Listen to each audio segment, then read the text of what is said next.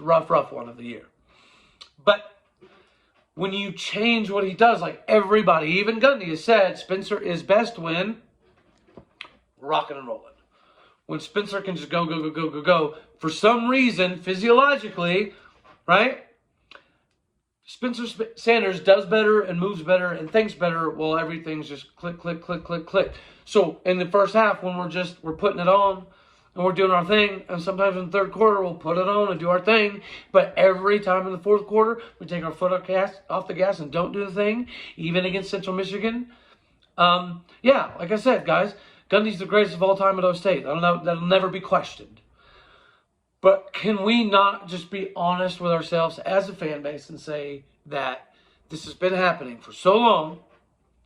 We've punted or too many field goals our way into losses several times, that maybe it's like just one thing that we need corrected. And you know, I hate that I have to take this stance, because evidently it's rubbing people the wrong way to some degree. But guys, I am 100% here to teach the history of Oklahoma State University, what we're doing at Oklahoma State University, and every single daggone sport I can physically, mathematically, statistically make sense. I do this because I'm going to be 100% realistic with you. And I do this because I know I'm going to give it to you better than a lot of people, because I am that guy that sat in my dad's car with him for 3.5, 4 hours listening to whatever, wrestling matches, baseball games, football games. It didn't matter. That's what we did at the house.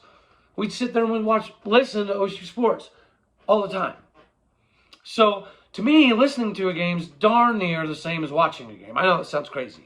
It's so fun to watch the games. Like, I get that. And I have to watch them because I like to see where we're progressing and we're maybe falling backwards a little bit, right? And then I like to be able to give it to you guys. But I had to cover this Dunn thing because, yeah, I hate that he's getting this tab after a whole offseason. He was being, picked up by Gundy and everybody else as a head coach somewhere. He's going to be a head coach somewhere. And he most likely already is still, right? But imagine the difference if you're an offensive coordinator and your head coach is telling the world that you're good enough to go be a head coach somewhere, right? Why would you stop producing on purpose when the game's on the line? It just doesn't make sense. Doesn't make sense. So I just plead you guys to think back a little bit and just maybe say that, yes, the GOAT of O State may have one slight deficiency, that if he gets over, we win how many more games over the years? How many times if we don't punt on our own side of the field, or we don't take 5 field goals in a row?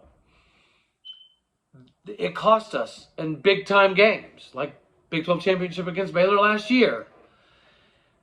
It is what it is, but it can be fixed. But it can't be fixed if we as a fan base bury our head in the sand and point fingers at people that probably have quite a bit of